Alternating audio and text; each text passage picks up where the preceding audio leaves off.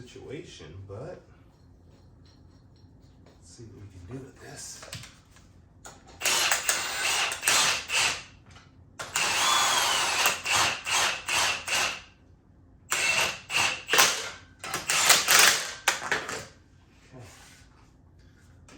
Let's see.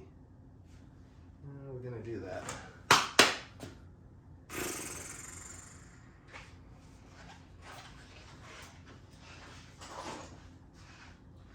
Not quite sure how we're gonna do this yet, guys. I told him to leave this off of here, but that didn't happen.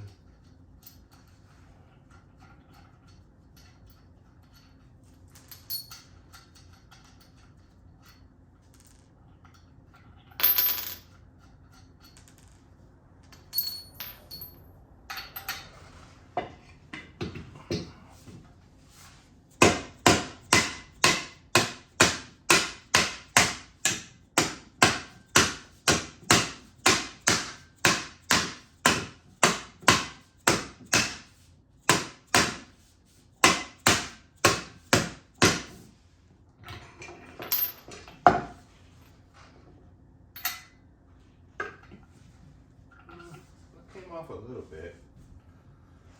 Let's try something different.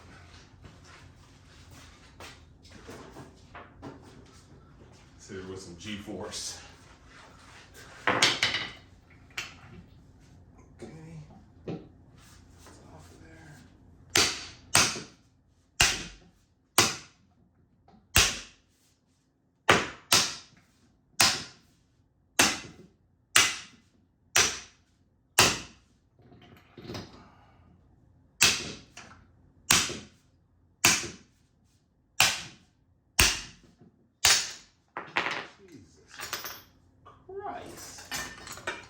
Alrighty, so that is not the easiest to get on there. We'll get off of there, shall I say. Alright guys, so welcome back to the channel. As you guys just seen there, just getting this end off. My DriveShaft shop, which is my buddy who we've been doing these all-wheel drive shafts for a little bit now, is a little bit away, so I had the billet bearing here, which we carry. This is B&N Designs. I'll make sure to drop the link there. And I'll explain why this even exists. So right now I'm pretty much gonna try to get this one off. I guess before I get this off, let me show you guys here. So this is a drive shaft that we make with available 1310 U-joints. Straight bolt-on, no adapters necessary. And this is a bearing that we use because the drive shaft was down there, so we can get the shaft balance, and then I swapped it out when I got here. But why? So if you see here, that's drive shaft play that's allowed, and under high horsepower, you don't want that. You don't want that type of movement, because what that does is it causes premature U-joint wear. And just talking from experience. So what we did was we designed a full billet setup, which allows the drive shaft to be in a fixed location as it should be. That being said, with these, drive shaft angle is pretty critical so you don't get drive shaft vibration. So making sure the drive shaft is as straight as possible is going to be key. Spicer only allows 2 degrees on these U-joints, period, out of spec, so that's not much in the first place to even deal with. So when you see guys with zigzag, drive shafts, they might not be seeing the vibration at 150 miles an hour, but I'm pretty sure the drive shaft is. And the U-joint premature wear, you'll be able to see here. You'll notice that you'll start to see these bushings wear, and it's leaking grease or whatnot. So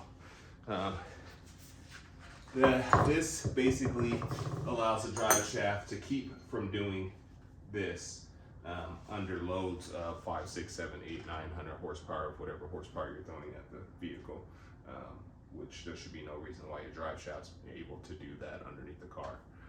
If so, you're going to go outside of the 2 degree spec, and you will wear your joints out prematurely, causing drive shaft failure. So right now we're gonna get this pulled off, get it swapped out, show you guys how we get that on there, maybe zoom in a little bit, and then go from there.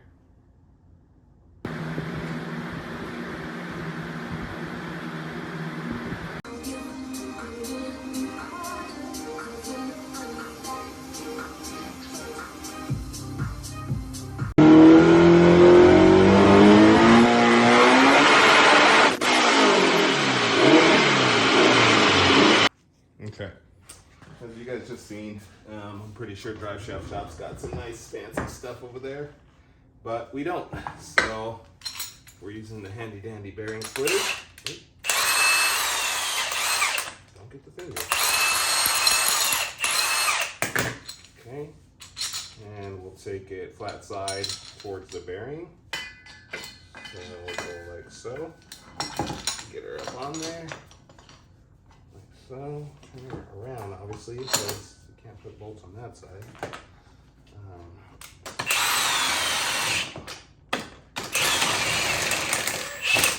Okay, and we'll do the same thing like we did there with a bigger one,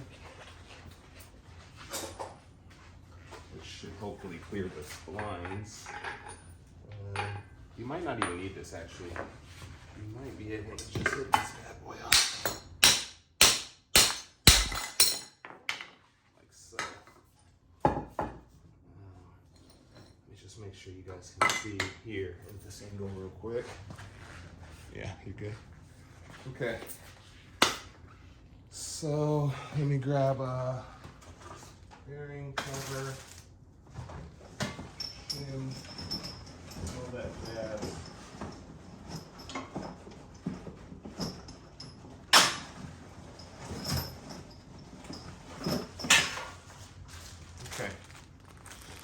So with one of these bearings, which this is custom for the CRV, because we're using the GearX viscous that's inside of the diff.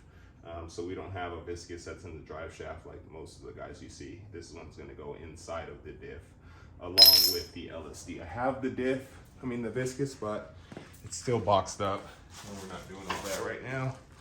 But we do have the GearX LSD here, which is a very nice unit. Comes complete, ready to go.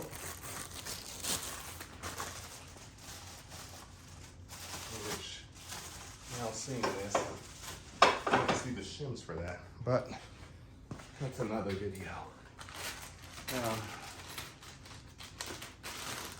With these, it comes with a shim to eat up the bearing difference, because obviously we're a little bit on the thicker side.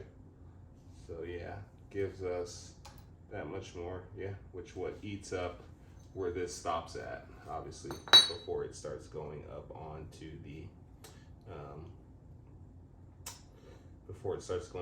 the grooves there that start to slope up, like flared out, I guess, shall I say. So this should go on nice and good. Let's get this on here. Make sure we're good there. Tons of room. These things use a NTN bearing. Then they use like a sure clamp style that squeezes everything tight. And of course they come with 13.5 grade bolts to ensure they don't rip out. So let's get these bolts in there. And I think these should be shallow heads actually. I got deep heads, hold on. Let me grab the deep heads, the shallow heads.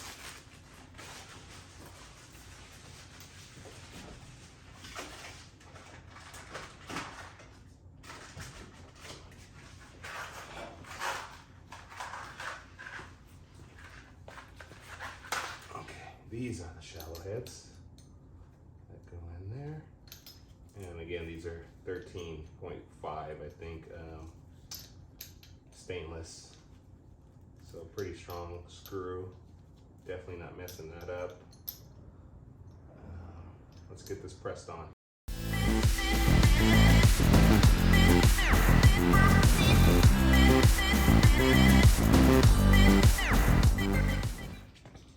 Okay, as you guys see there, we just got the new bearing on. See that smooth, no friction. I mean, I didn't show you guys the spin before, but you really can't get, let's see, 1.5 turns on this. So obviously friction there, not only the cheap silicone, yeah, the cheap silicone, I don't see how guys run those and actually function. So now we'll slide this down. Get this over. Okay. And then basically put this bad boy together. Like so.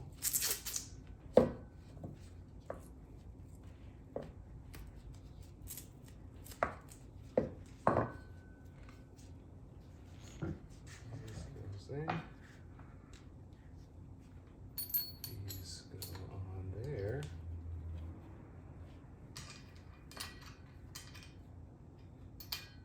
Oh yeah. Got 5/16 with Loctite on them already. It's the dry kind that you actually put on the threads and let dry. So that's the good spicer stuff right there. Just make sure that's symmetrical and the spicers are both showing.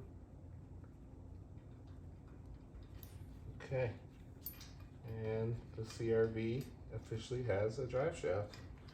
So let me get this tightened up, and then on to the next project.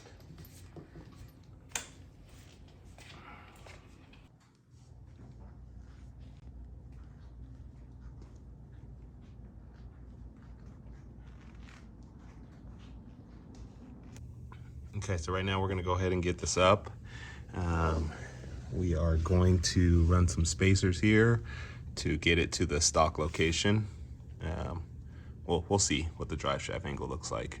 I can always swap this one to this style, which is originally the style that goes up in there, but I was trying to use that one because I had an extra one.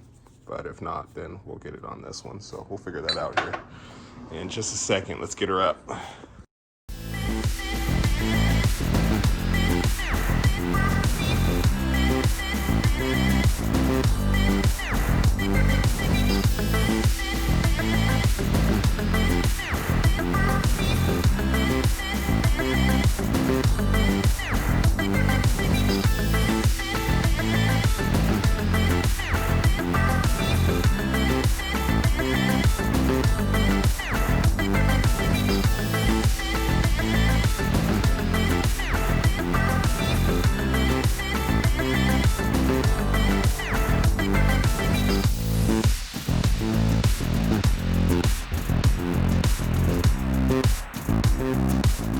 Okay, as you guys just seen, we got the drive shaft all done.